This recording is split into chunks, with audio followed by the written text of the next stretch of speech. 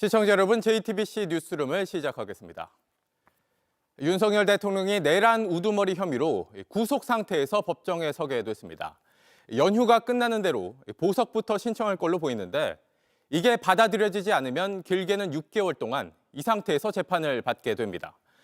처음으로 체포된 대통령, 처음으로 구속된 대통령이 첫 피고인 대통령까지 된 현재 상황은 잠시 뒤에 자세히 분석해드리고 먼저 설 연휴 첫날 전국 곳곳에 내려진 대설특보 소식부터 전해드리겠습니다. 내일까지 수도권의 최대 20cm 등 전국에 많은 눈이 예상됩니다. 고향 가실 때도 또 돌아오실 때도 각별한 주의가 필요합니다. 먼저 박상욱 기자입니다. 커다란 몸집에 익살스러운 표정을 한 눈사람. 명절을 맞아 모처럼 공원에 나온 가족은 신이 납니다. 오랜만에 애들하고 같이 눈사람도 만들고 썰매도 타고 하니까 너무 행복하고. 산 진입로는 온통 눈으로 덮여 한 발 한 발 떼기가 버겁습니다. 한라산 쪽으로 가려고 하는데 거의 길이 눈이 갑자기 많이 오다 보니까 통제가 돼가지고 좀 아쉽습니다. 대설경보가 내려진 제주 산지에 오늘 하루에만 30cm 넘는 눈이 쌓이며 산간도로가 통제됐고 항공기 10여 편이 결항했습니다. 서울 등 수도권에도 한때 시간당 5cm의 강한 눈이 쏟아져 대설주의보가 내려졌습니다. 귀성 행렬이 이어진 전국 고속도로도 오다 그치다를 반복하는 눈 탓에 하루 종일 혼잡이 빚어졌습니다. 문제는 북쪽에 차가운 공기가 남쪽으로 내려오면서 눈구름이 연휴 내내 유입된다는 겁니다. 내일까지 서울은 최대 15cm, 경기 남부는 20cm 이상, 강원과 전북 동부엔 최대 30cm의 눈이 쏟아지겠습니다. 특히 이 눈은 많은 피해를 부르는 이른바 습설이라 피해가 예상됩니다. 기온이 영하 10도 아래로 떨어졌을 때 내리는 눈은 비교적 쉽게 쓸려나갑니다. 하지만 기온이 영하 10도 이내인 경우 눈은 많은 습기를 머금습니다. 때문에 겉보기엔 같은 양의 눈이 쌓여도 습한 눈은 건조한 눈보다 훨씬 무겁습니다. 비닐하우스와 같은 각종 시설물이 눈 무게를 이기지 못하고 무너질 수 있습니다. 또 내일부터는 기온이 더 떨어져 설 당일엔 중부지방의 아침 기온이 영하 10도 안팎까지 내려가겠습니다. 귀경길에 도로 곳곳이 꽁꽁 얼어 블랙아이스가 발생할 수 있으니 각별한 주의가 필요하겠습니다. JTBC 박상우입니다. 연휴 동안 가장 많은 눈이 내릴 걸로 보이는 곳이 강원 지역입니다. 내일까지 최대 30cm가 넘는 폭설이 예상되는데 강원 춘천에 나가 있는 취재 기자를 연결하겠습니다. 조승현 기자, 뒤로 눈이 꽤 쌓인 게 보이는데 현재 상황 어떻습니까? 네, 지금은 이렇게 약하게 눈발만 날리고 있습니다. 오늘 오전 강원도 대부분 지역에서 눈이 시작됐고 한때 시간당 5cm 가까이 아주 강한 눈이 퍼부은 곳도 있습니다. 습하고 무거운 이번 눈은 내리는 족족 바닥에 쌓였습니다. 지금 제 주위에도 온통 하얗게 덮여 있고요. 옆에 나무 위에도 보시면 가지마다 눈꽃이 매달려 있습니다.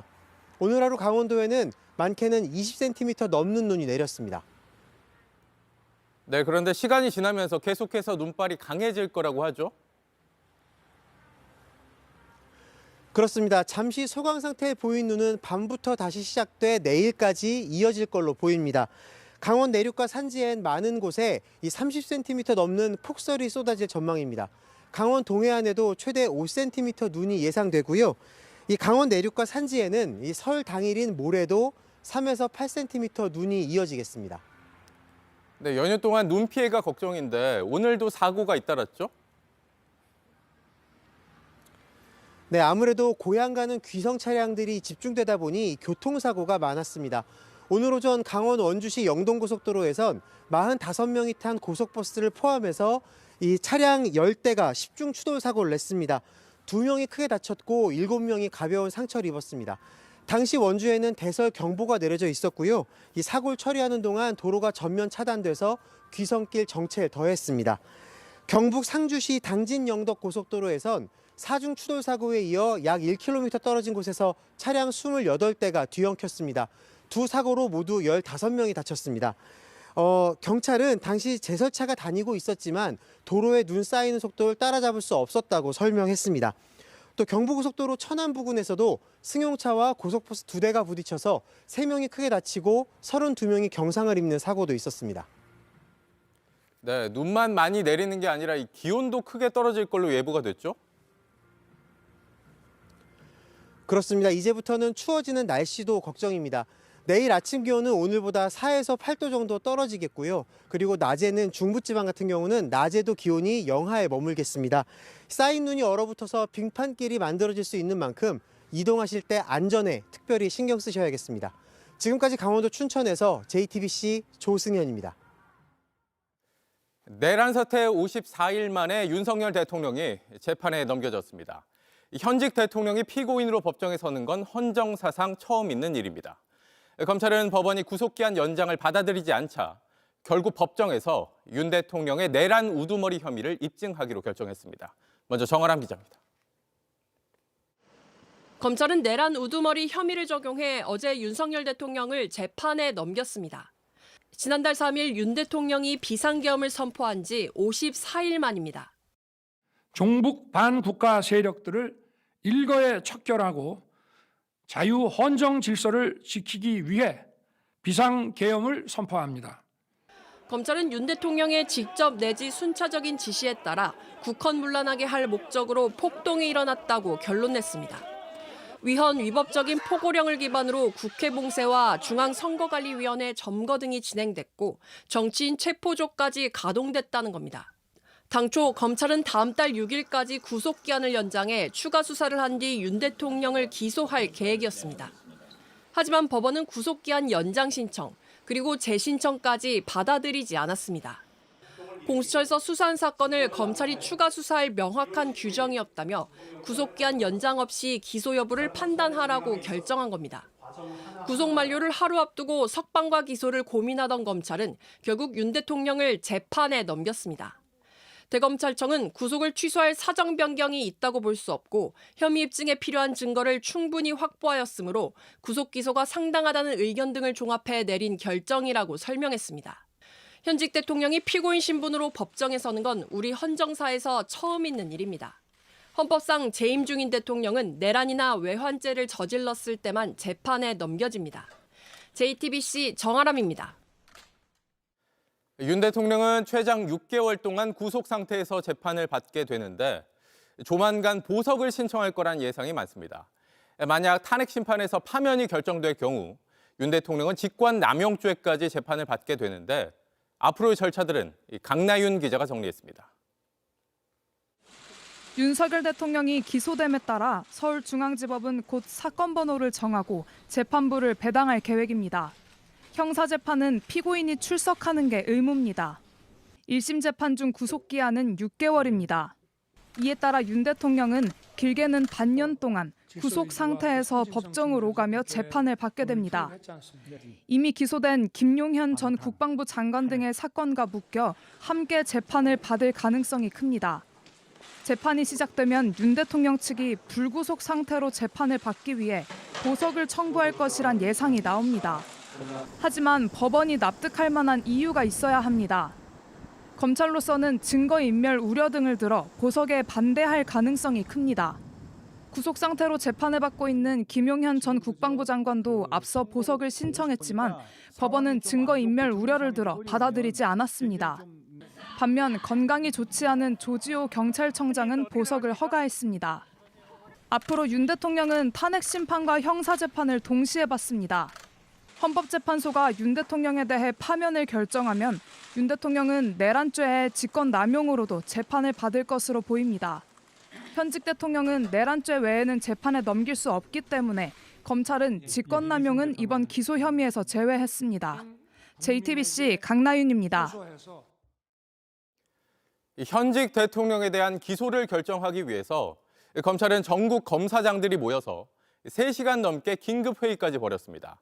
이후 검찰총장이 윤 대통령을 재판에 넘기겠다고 최종 결론 내리고 저녁 7시쯤 발표했는데 검찰이 이런 결정을 내린 배경이 뭔지 정인아 기자가 취재했습니다.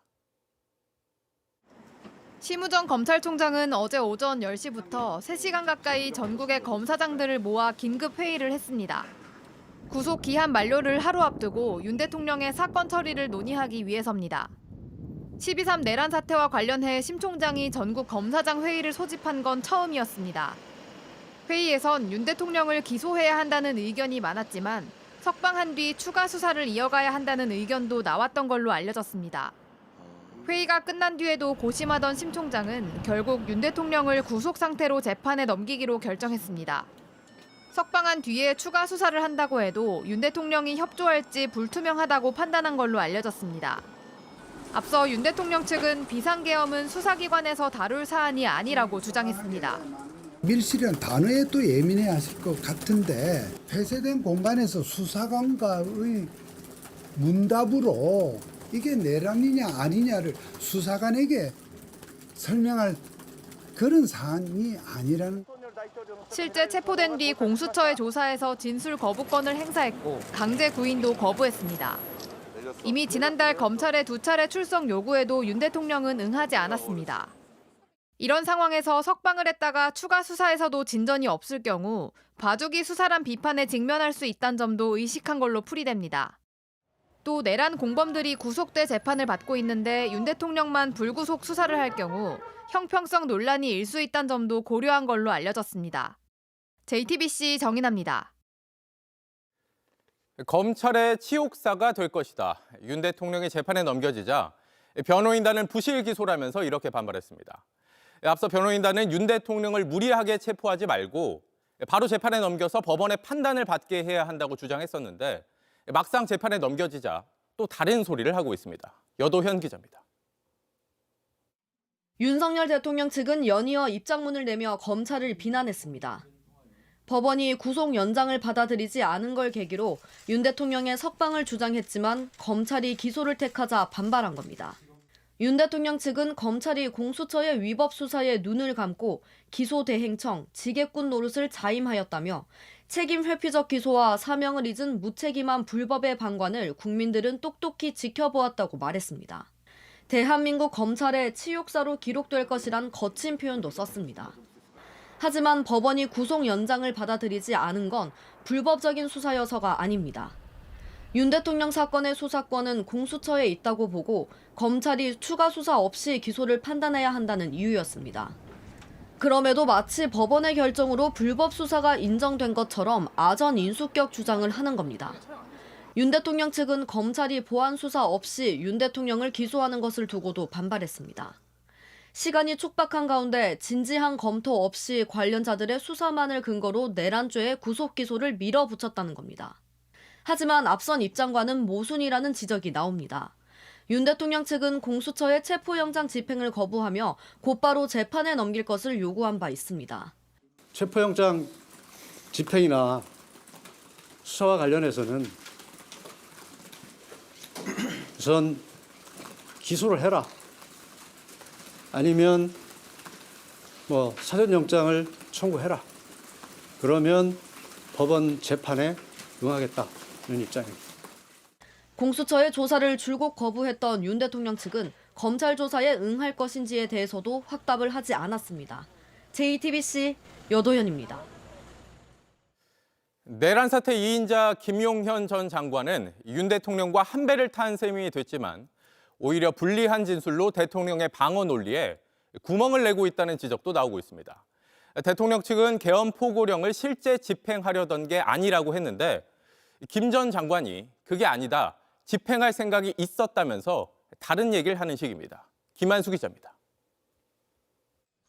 윤석열 대통령은 위헌적인 포고령이 도마에 오르자 그 의미를 깎아내렸습니다.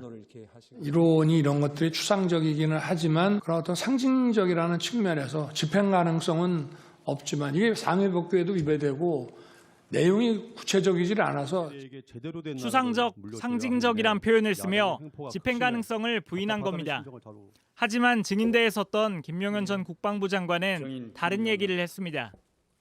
포고령이 집행 가능성도 없고 실효성도 없다. 아까 피청구인이 그렇게 말씀하셨어요. 대통령께서 그렇게 말씀하셨지만 주무장관은 그렇게 생각지 않습니다. 그래요? 집행할 생각이 있었다고도 말했습니다. 실제로 집행하려고 하셨겠네요. 당연히 그렇게 하는 게 맞다고 생각합니다. 위헌의 핵심인 국회의 정치활동 금지 조항도 윤 대통령이 묵인했다는 취지로 증언했습니다. 피청구인도 이 일항 내용 보고 아무런 문제 제기를 안 했습니까? 대통령도. 네. 그 특별한 언급은 없으셨습니다. 윤 대통령은 하루짜리 계엄이라고 강조했지만 어차피 이 계엄이라는 게 길어야 하루 이상 유지되기도 어렵고 그러니까 김 전 장관은 2, 3일을 언급했습니다. 원하는 결과는 뭐였습니까? 최소한 한 2, 3일은 가지 않을까 생각했습니다. 그러니까 2, 3일이 가지 않은 것이 원하지 않는 결과였나요? 충분히 그 국회의 폐악질에 대해서 국민들에게 더 두 사람의 이런 엇갈린 진술은 앞으로 있을 윤 대통령의 형사 재판에서도 중요한 쟁점이 될 예정입니다. JTBC 김한수입니다. 윤 대통령이 구속 기소되자 국민의힘은 검찰총장이 사퇴해야 할 일이라고 반발한 데 이어서 이대로 그냥 사건을 끝내야 한다고까지 주장했습니다. 민주당은 윤 대통령을 향해 이제 궤변을 멈추고 재판에 성실히 임하라고 촉구했습니다. 여야 반응은 유한울 기자가 정리했습니다. 국민의힘은 윤석열 대통령 구속 기소를 부당하고 부정의한 기소로 규정했습니다. 정치적 편향성으로 얼룩진 공수처 수사에 뿌리를 둔 검찰 결정 역시 정치적이란 논리입니다. 공수처에서 받은 대로 하나 조사도 추가로 해서 한 거 없이 이게 기소를 해버리는 것은 최고 수사기관이라는 위상과 명성을 스스로 다 포기해버리는 겁니다. 당 일각에서 심우정 검찰총장이 여기에 대한 책임을 지고 당장 사퇴해야 한다는 목소리도 나왔습니다. 당 차원에선 더 나아가 이런 주장들을 기반으로 사법부에 공소기각을 압박하고 나서는 모습입니다. 사건에 대한 심리도 하지 말고 그대로 종결시키라는 겁니다. 이런 기소의 절차적 법적 문제를 정확히 지적하고 공소기각을 통해 법치주의와 근간을 바로 세워주기를 촉구합니다. 대통령 체포 및 구속영장을 발부했다는 이유로 법원을 공격해오던 국민의힘이 이제는 검찰과 공수처를 겨누며 사법부에 기댄다는 비판을 피하기 어려워 보입니다. 민주당은 국민의힘은 제 입맛에 맞지 않으면 사법체계를 부정해왔다면서 정당한 사법 절차마저 달면 삼키고 쓰면 뱉는 오만함이라고 꼬집었습니다. 윤 대통령을 향해선 재판에 성실히 임할 것을 촉구했습니다. 더 이상 궤변과 거짓말, 자기 부정으로 신성한 법정에서 법관을 우롱하지 마십시오. 극우 지지자를 선동하려는 시도도 멈추라며 장외 여론전에도 일침을 가했습니다. JTBC 유한울입니다. 외신들도 한국에서 윤 대통령이 현직 대통령 최초로 구속 기소됐다는 소식을 실시간으로 전했습니다. 특히 기소가 예상보다 빨라진 건 윤 대통령이 수사에 협조하지 않은 탓이라고 분석하기도 했습니다. 이 소식은 정원석 특파원입니다. 뉴욕타임스는 검찰이 윤 대통령을 구속 기소한 것이 놀랄 일은 아니었지만 예상보다 빨랐다고 평가했습니다. 공수처와 검찰은 2월 초까지 기소해야 한다는 방침이었다면서 이렇게 된 건 윤 대통령 측이 조사에 협조하지 않았기 때문이라고 분석했습니다. 특히 내란 우두머리 혐의로 현직 대통령이 기소된 전례가 없음에 외신은 주목했습니다. 로이터 통신은 이대로 유죄가 확정되면 윤 대통령이 무기징역이나 사형에 처할 수 있다고 소개했습니다. 가디언은 나아가 윤 대통령이 아시아에서 네 번째로 경제 규모가 크고 미국의 주요 동맹국인 한국을 정치적 대격변에 빠뜨렸다고 일갈했습니다. 일부 외신은 윤 대통령 측이 계엄 선포를 정당화하는 논리를 비판하기도 했습니다. 워싱턴 포스트는 일부 증언을 인용해 윤 대통령이 정적을 표적 삼고 근거 없는 부정선거론을 추진하려 했다며 이는 자국의 최악의 정치적 위기만 불러왔다고 진단했습니다. 일본 언론들도 윤 대통령이 현직 대통령으로는 처음 기소된 과정을 재조명했습니다. 아사히 신문은 윤 대통령이 지속적으로 조사를 거부했고 법원이 구속기한을 연장해주지 않자 본인 진술 없이 기소하게 된 것이라고 짚었습니다. 일본 정부는 기소 이후 상황을 주시하겠다는 입장을 냈습니다. ましたが、現下の戦略環境の下、日韓関係の重要性は変わらないと考えております。 도쿄에서 JTBC 정원석입니다. 네, 검찰은 윤 대통령을 재판에 넘기면서 100쪽 분량의 공소장을 작성했습니다. 기존에 확보된 내란 공범들의 진술과 증거들이 그만큼 많았다는 건데 법조팀 연지환 기자와 좀 더 따져보겠습니다. 연 기자, 100쪽이면 그동안 나왔던 공소장 중에서는 분량이 가장 많은 거죠. 물론 내란 우두머리 혐의니까 당연한 얘기일 수도 있겠습니다만. 네, 맞습니다. 김 전 장관의 공소장이 83쪽이었고요. 비선으로 지목된 노상원 전 정보사령관은 95쪽이었습니다. 여인영 이진우 사령관이 84쪽 등 중요 임무 종사자에 대한 공소장은 대부분 80여 쪽 분량이었는데요. 네. 검찰은 김 전 장관 기소 이후에 수사하는 과정에서 밝혀진 이 추가적인 사실들을 윤석열 대통령의 공소장에 담았다고 밝혔습니다. 네. 경찰에서 송치한 수사 기록 등을 종합할 때 혐의 입증에 필요한 증거를 충분히 확보했다 이렇게도 전했습니다. 네. 윤 대통령에 대한 조사는 끝내 이루어지지 못했지만 그럼에도 공소장이 100쪽에 달한다는 건 그만큼 증거들이 많이 확보가 됐다는 얘기겠네요. 네, 맞습니다. 윤 대통령은 체포 당일에 공수처에서 조사 한 차례 그마저도 묵비권을 행사하면서 그 이후에 공수처의 조사를 전면적으로 거부를 했습니다. 네. 사건을 넘겨받은 검찰은 대면 조사를 시도할 틈도 없었기 때문에요. 결국 제대로 된 대면 조사 없이 재판에 넘겨진 셈인데 다만 검찰은 필요한 증거를 충분히 확보했다면서 혐의 입증을 자신하고 있습니다. 네. 그러면 증거들이 어떤 것들이 있는지 좀 하나씩 살펴볼까요? 네, 먼저 지시에 대한 증언과 진술입니다. 홍장원 전 국정원 1차장은 대통령이 이번에 싹 정리해 방첩사를 도와라라는 지시를 했다고 밝혔습니다. 네. 또 조지호 경찰청장에게는 조청장, 국회 들어가려는 국회의원들을 다 체포해라고 한 게 나타났죠. 또 방법으로도 구체적으로 지시한 게 나왔었는데요. 곽종근 전 특수전 사령관에게는 문짝을 도끼로 부수고라도 안으로 들어가라. 또 이진우 전 사령관에게는 총을 쏴서라도 문을 부수고 들어가서 끌어내라고 한 게 수사 과정에서 드러났습니다. 네. 특히 김용현 전 국방부 장관도 포고령을 자신이 작성했다면서도 윤 대통령이 이걸 검토하고 수정을 지시한 것은 인정하고 있습니다. 네, 결국에는 대통령의 지시를 받고 한 것이다라는 증언들이 이렇게 많은 건데 이뿐 아니라 이 대통령의 지시가 있었다는 걸 뒷받침하는 물증도 있잖아요. 맞습니다. 국회를 무력화하려는 시도, 그러니까 이 국헌 문란의 목적 입증에 중요한 물증이죠. 대통령이 전달했다는 이 최상목 문건에는 비상입법기구의 예산을 편성하라는 내용이 있습니다. 네. 현장 지휘관들끼리도 대통령이 부서서라도 끄집어 내오래라던가 전기를 끊을 수 없냐는 이 대화 녹취도 확보했다고 검찰은 밝혔습니다. 결국 진술, 물증 이 모든 게 내란 우두머리 혐의를 받고 있는 윤석열 대통령을 지금 향하고 있는 상황인데요. 이어질 형사재판에서는 보다 구체적인 증거들이 하나씩 공개될 예정입니다. 네, 잘 들었습니다. 연지환 기자였습니다.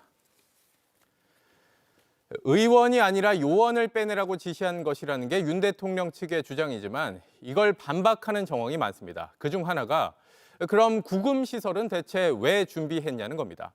이미 수도방위사령부 지하 벙커에 국회의원들을 가둬두려 했다는 정황들이 드러나 있습니다. 윤세민아 기자입니다. 윤석열 대통령과 김용현 전 국방장관은 비상계엄 선포 당일 국회로 간 특전사에 국회의원이 아닌 요원을 빼내라고 지시했다고 주장하고 있습니다. 요원을 빼내라고 한 것을 김병주 국회의원이 의원들 빼내라는 것을 통과시킨 것이죠. 네, 그렇습니다. 하지만 실제 계엄 관련 지시를 받은 군 관계자들은 직접 정치인 체포와 구금 계획까지도 증언했습니다. 계엄 선포 당일 여인형 방첩사령관은 수도방위 사령부의 비원 벙커를 정치인 구금시설로 확보하라고 지시했고 당시 방첩사 수사실장은 급하게 현장을 답사했다는 겁니다. 계엄 당일인 3일 23시 30분 여인영 전 국방방첩사령관이 군사기밀수사실장을 불러 비원 벙커를 특정하면서 50여 명 구금이 가능한지 확인하라라고 지시를 했습니다. 국회에 출동한 특전사가 국회의원 등 정치인을 빼내면 방첩사가 체포 대상을 구금하려 준비한 정황입니다. 앞서 방첩사 수사단장도 여 사령관이 구체적인 명단을 부르며 정치인 체포와 구금 지시를 했다고 증언한 바 있습니다. 정확히 지시한 사항은 제가 저를 직접 호출해서 상황실에서 저한테 얘기를 했습니다. 장관께서 직접 명단을 불러주셨다. 그러면서 받아 적으라고 해서 국회의원 등 정치인을 체포해 구금하려 한 구체적인 지시 정황이 드러났음에도 윤 대통령 측은 국회에서 빼내라고 한 건 의원이 아닌 요원이었다고 주장하고 있는 겁니다. JTBC 윤세민입니다. 헌법재판소 흔들기도 계속되고 있습니다. 김용현 전 장관의 변호인이 문형배 헌법재판소장 대행을 검찰에 고발까지 했습니다. 증언을 거부할 경우 불리할 수 있다는 점을 설명해 준 걸 억지로 문제 삼았다는 지적을 받고 있습니다. 양정진 기자입니다. 지난 23일 탄핵 심판의 증인으로 나온 김용현 전 국방부 장관은 윤석열 대통령 측 질문에 적극적으로 답했습니다. 하지만 국회 측이 질문하려 하자 증언을 거부하겠다고 말했습니다. 형사 재판을 진행 중에 있습니다.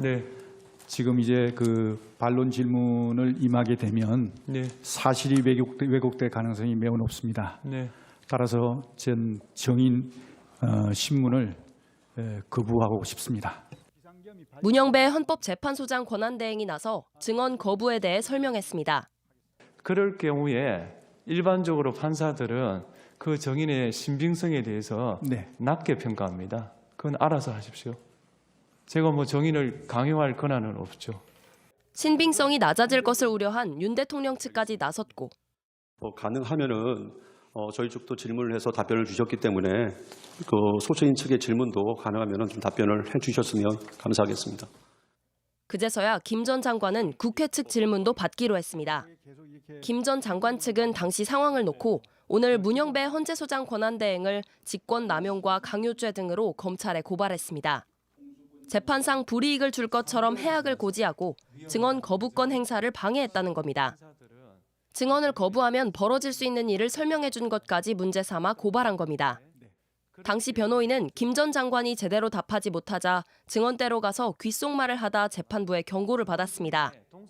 변호인 측은 되레 재판부에 항의를 하며 언성을 높이기도 했습니다.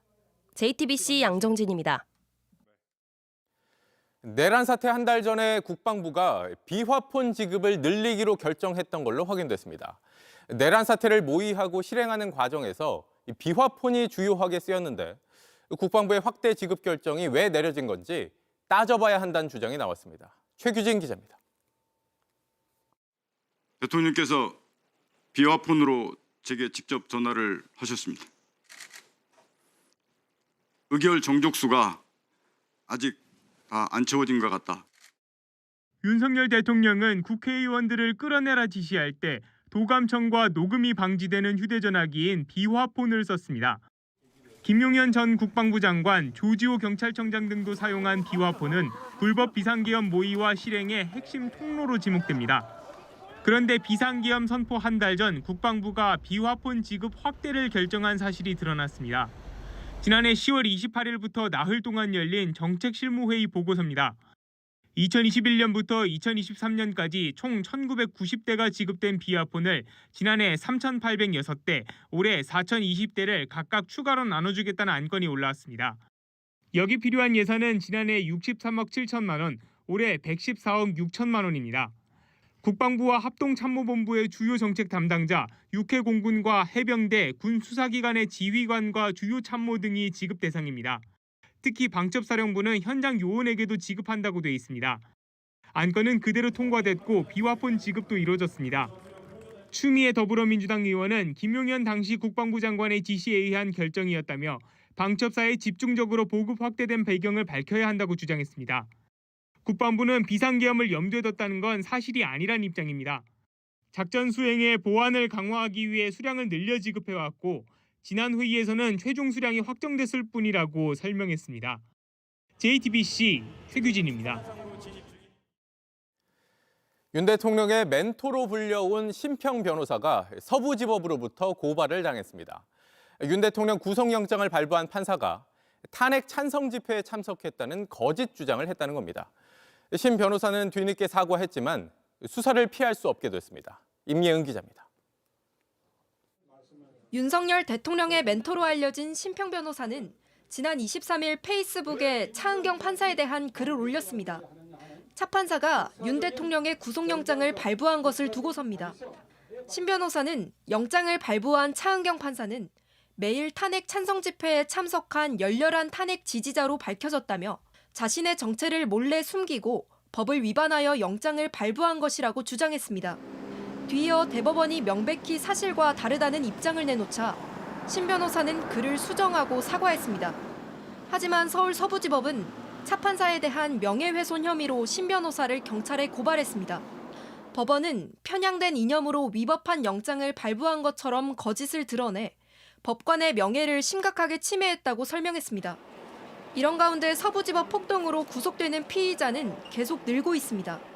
7층 판사 집무실에 난입한 사랑제일교회 특임 전도사와 불을 지르려 한 10대 남성을 비롯해 현재까지 62명이 구속됐습니다. 변호인단은 경찰이 길을 터주지 않았다면 건물 진입이 어려웠다며 폭동의 책임을 경찰 탓으로 돌리고 있습니다. 경찰을 응징하자는 발언도 서슴지 않습니다. 민생 치매 사범, 마약 사범 이런 거 안 잡고 우리 자유 청년들, 우리 애국 청년들을 잡으려고 이놈들 반드시 우리가 응징해야 됩니다. 경찰이 연휴 기간에도 전담팀을 중심으로 수사를 이어가고 있는 만큼 폭동으로 구속되는 사람은 계속 늘어날 것으로 보입니다. JTBC 임예은입니다. 야당 주도로 국회를 통과한 두 번째 내란 특검법이 설 연휴가 끝난 직후 국무회의 안건으로 올라갈 걸로 보입니다. 최상무 권한대행은 이번에도 거부권을 쓰는 데 무게를 두고 있는 걸로 파악됩니다. 김태영 기자입니다. 정부가 설 연휴 직후인 오는 31일 임시 국무회의를 열고 내란 특검법에 대한 제2요구안을 상정해 심의 의결할 걸로 보이는데 최상목 대통령 권한대행이 이날 거부권을 행사할 것이란 관측에 무게가 실리고 있습니다. 앞서 최 대행은 지난달 내란 특검법에 대해 이미 한 차례 거부권을 행사한 바 있습니다. 여야가 다시 한번 머리를 맞대고 모두가 동의할 수 있는 합리적인 방안을 강구해 주실 것을 호소드립니다. 최 대행은 그동안 법무부 등 관계 부처를 통해 내란 특검법에 대한 법률 검토를 진행해 왔으며 위헌성이 여전하다고 판단하는 것으로 전해졌습니다. 또 검찰이 윤석열 대통령을 내란 혐의로 구속 기소한 만큼 내란 특검법에 대한 실익이 크지 않다는 일각의 지적도 영향을 끼칠 것이란 분석입니다.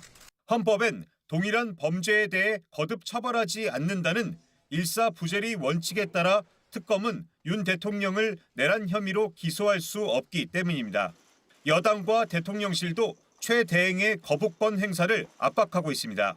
하지만 민주당은 최 대행에 대한 탄핵 카드를 만지작거리며 강경한 입장이어서 최 대행으로선 막판까지 고심을 거듭할 전망입니다. JTBC 김태영입니다.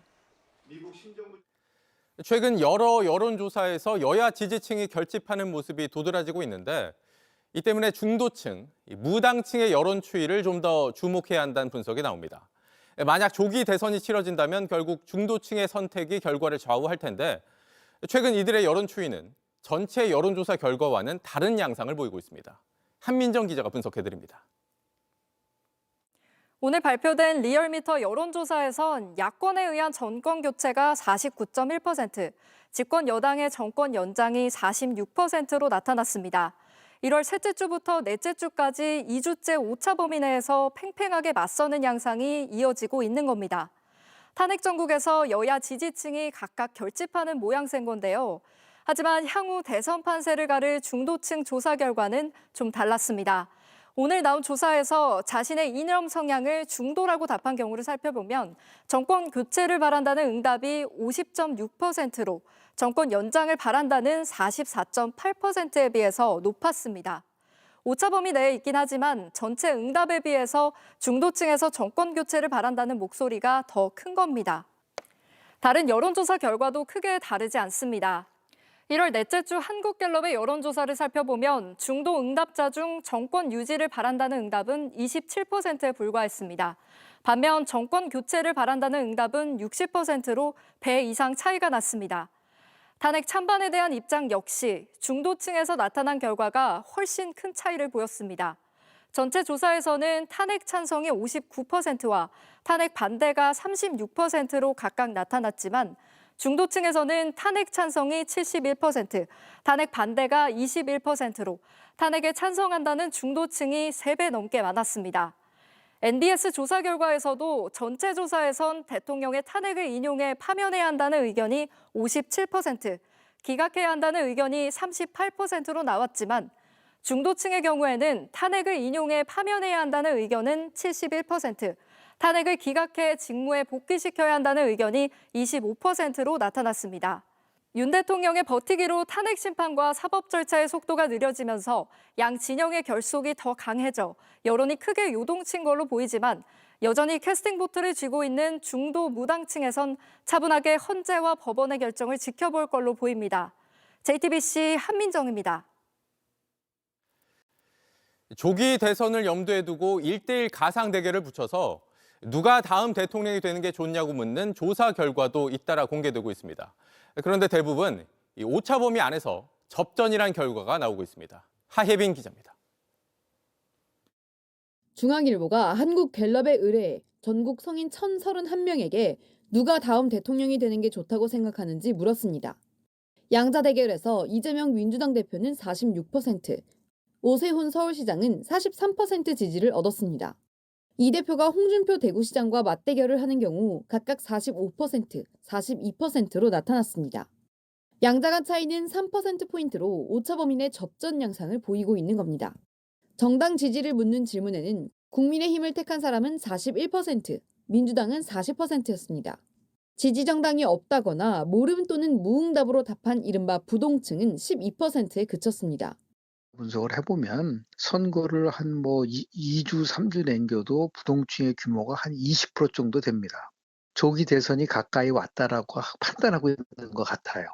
아직 윤석열 대통령의 탄핵 심판 결과가 나오지 않았지만 유권자들은 벌써 결집하고 있다는 겁니다.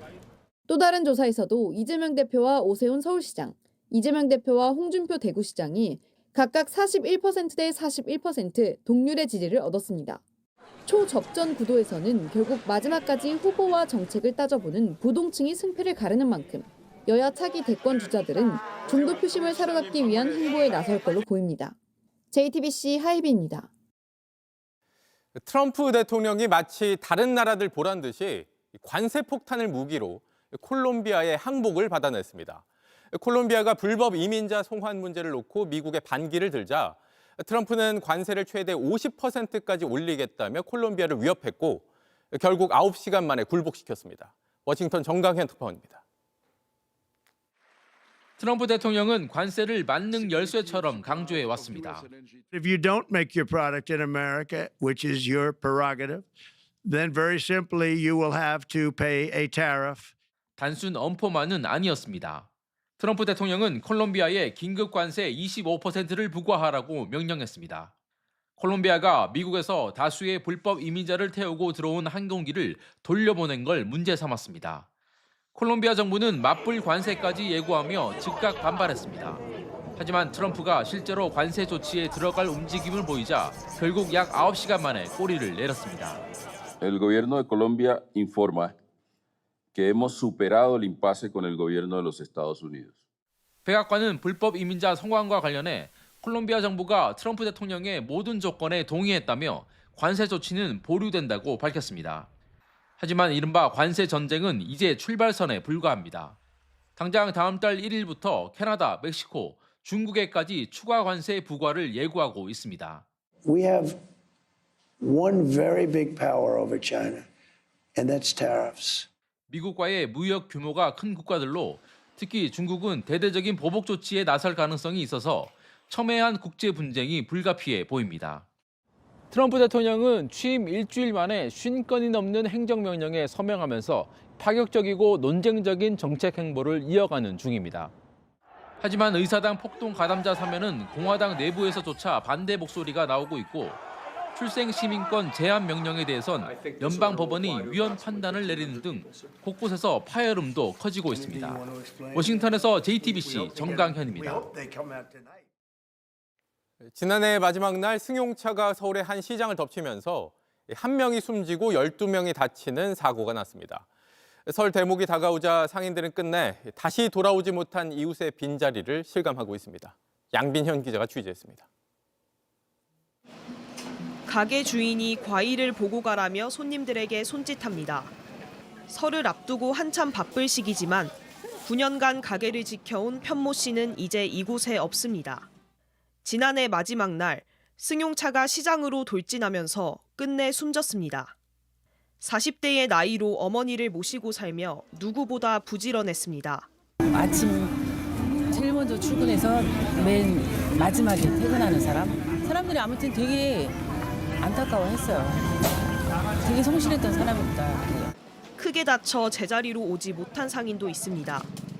설 대목이지만 피해를 입은 가게는 문을 닫았습니다. 문에는 이렇게 주인이 종이를 붙여놨는데요. 현재 입원 치료 중이다. 걱정해주신 분들께 정말 감사드린다고 적혀 있습니다. 30년간 견과류를 팔아 땅콩 언니로 불린 70대 상인은 지금도 병원에 있습니다. 너무 좋으신 분이고 왜 뭘 사러 오면 꼭 안에만 있는데 왜 그날은 바깥에 나왔는지 몰라. 땅콩 언니가 이제 병원에 가신 것도 몰랐거든요. 그냥 사람은 달라고 기도를 했죠. 부서진 마네킹이 그날의 사고를 떠올리게 합니다. 내리막길에 차가 서 있어도 저 차가 내려다 나를 어떻게 해버릴 것 같고 이런. 사고로 1명이 숨지고 12명이 다쳤지만 상인들은 아직도 정확한 사고 원인을 듣지 못하고 있습니다. 경찰이 사고를 낸 70대 운전자를 조사하고 있지만 사고 당시가 기억이 나지 않는다는 말만 되풀이하는 것으로 알려졌습니다. 운전자는 2년 전 치매 진단을 받았던 것으로 파악됐습니다. JTBC 양빈현입니다. 당뇨병 환자의 연령대가 갈수록 젊어지고 있습니다. 2030 세대 5명 중 1명이 당뇨병 위험군이란 조사도 있는데 제때 치료를 하지 않아서 병을 키우는 경우가 많습니다. 이희정 기자가 취재했습니다. 20대 직장인 최모 씨는 당뇨병 치료를 위해 3개월마다 병원을 찾습니다. 수년째 운동과 식단을 병행한 결과 다행히 혈당 수치는 차차 나아지고 있습니다. 고혈당이었을 때 8리터씩 먹었거든요. 그러니까 물이 없으면 살아갈 수 없을 정도로 수액을 맞아야 될까 할 정도로 피곤해서 내가 평소랑 좀 다르다라고 생각하면 병원을 한번 가보는 거 추천합니다. 우리나라 20, 30대 중 약 30만 명이 당뇨병 환자이고 바로 직전 단계는 300만 명이라는 최근 연구 결과도 있습니다. 5명 중 1명이 당뇨병 고위험군인 셈입니다. 문제는 젊을 때 당뇨병에 걸리면 고혈당에 노출되는 기간이 길어지면서 시력 상실이나 뇌졸중, 심근경색 등 합병증 발생 위험도 그만큼 커진다는 겁니다.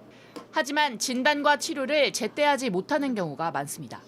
20, 30대 당뇨병 환자 10명 중 4명만 당뇨병을 의사에게 진단받았고 치료 중인 20, 30대 당뇨병 환자는 35%가 채 안 됐습니다. 전문가들은 젊더라도 당뇨병의 위험을 간과하면 안 된다고 조언합니다. 비만이 더 늘었고 비만한 사람들이 당뇨병이 많이 생겼다는 거예요. 적어도 체질량 지수가 25 이상인 20대, 30대는 검진 꼭 해야 됩니다. 70%는 당뇨병인데도 병원을 안 오는 거예요. 질병청은 당뇨병 가족력이 있는 성인은 매년, 그렇지 않은 경우는 국가 건강검진을 통해 2년마다 확인할 것을 권고했습니다. JTBC 이희정입니다.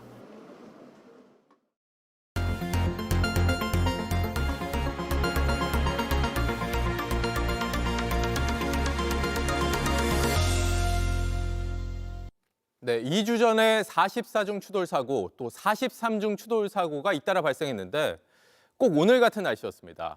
이번 명절 동안 도로 위에 얇게 얼어붙는 블랙아이스 사고가 자주 발생할 수 있다는 게 전문가들의 지적입니다. 안전운전, 특히 속도 줄이는 게 가장 중요합니다. 밀착카메라 이상엽 기자가 취재했습니다. 한 남성이 속도를 줄이라고 손짓합니다.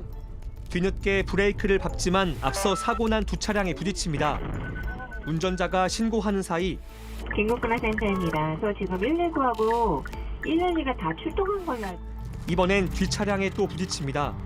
지난 14일 새벽에만 서울 문산고속도로 고양분기점에서 43중 추돌, 흥도 IC에서 18중 추돌, 또 경기 고양시 자유로에서 44중 추돌 사고가 발생했습니다. 사고 직후 찾아간 현장은 처참했습니다. 차량 40여 대가 미끄러진 현장입니다. 도로 곳곳에 파편이 흩어졌고 차량은 이렇게 완전히 부서졌습니다.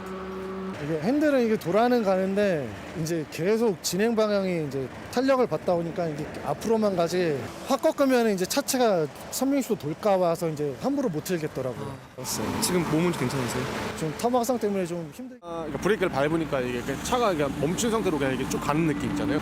바닥도 이렇게 얼은 것처럼 보이지도 않았고 그래가지고 좀 많이 놀랐어요. 이게 평상시에 가던 출퇴근길이라서 이게 좀 무섭더라고요. 차량 100여 대가 뒤엉킨 사고 원인은 도로 곳곳을 빙판길로 만든 블랙아이스 때문입니다. 이게 얼마나 위험한지 직접 실험하겠습니다. 교통안전공단 협조를 받아 실험용 빙판길을 만들었습니다. 시속 30km로 달리자 제동거리는 10m를 넘지 않았습니다. 속도를 2배로 늘려봤습니다. 60km 늘려보겠습니다.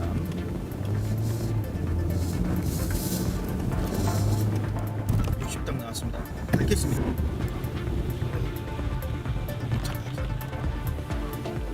속도 60일 때 40m 앞에 멈출 줄 알았더니 부딪혔습니다. 그리고 18m 정도 더 밀려서 제동거리는 58m까지 밀렸습니다. 빙판을 만났을 때 운전대를 차가 미끄러지는 방향에 반대로 조작하라는 이른바 역핸들 조작법 조언이 흔하지만 이 역시 최선은 아닙니다. 속도가 너무 이제 오버해서 너무 빠르다 보면은 아무리 이제 역핸들 조작법을 한다 해도 이미 이제 그 한계치를 넘었기 때문에 방법이 통하지 않는 걸 아마 알 수 있을 겁니다. 결국 빙판이 없어 보이는 도로에서도 속도를 줄이라는 겁니다. 블랙아이스는 아스팔트가 까만색이다 보니까 그 위에 살얼음이 낀 겁니다. 그런데 그 색깔이 있다면 눈에 보일 수가 있는데 무조건 미리 감속 운전 외에는 답이 없습니다. 전문가는 많은 눈과 강추위가 이어지는 이번 설 연휴가 블랙아이스 사고가 일어나기 딱 좋은 조건이라고 경고합니다. 사고 운전자는 늘 다니던 출근길이었고 도로가 미끄러워 보이지도 않았다고 했습니다. 익숙한 길에서도 사고가 날 수 있다는 것. 바로 이게 무서운 겁니다. 평소보다 속도를 더 줄여야 블랙아이스 사고를 피할 수 있습니다. 1차 카메라 이상엽입니다.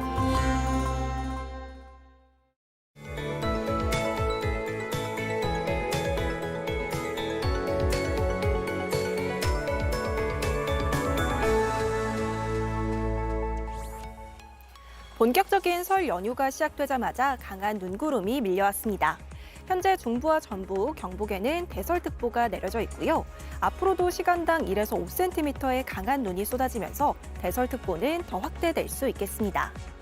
내일까지 경기 남부를 제외한 수도권에는 5에서 15cm, 그 밖에 중부와 전북에는 20cm가 넘는 폭설이 내리겠습니다. 눈은 설 당일인 모레까지 이어지겠고 극심한 도로 혼잡이 우려됩니다. 귀성길과 귀경길 모두 조심히 이동하셔야겠습니다. 추위의 힘은 점점 더 강해지겠는데요. 특히 연휴 마지막 날인 목요일에는 영하 10도까지 떨어지며 추위의 절정을 보이겠습니다. 또 황사까지 밀려오면서 서쪽 지역에는 내일까지 영향을 줄 수 있겠습니다. 아침 기온은 서울 영하 5도, 광주와 대구 영하 3도로 시작하겠고요. 낮에도 서울은 영하 2도에 머물겠고 그 밖의 지역도 강한 바람에 체감온도는 영하권을 보이겠습니다. 연휴가 끝난 뒤 강추위는 물러가겠지만 주말에는 또다시 비나 눈이 내리겠습니다. 날씨였습니다. 네, 뉴스룸 저희가 준비한 소식은 여기까지입니다. 시청해주신 여러분 고맙습니다.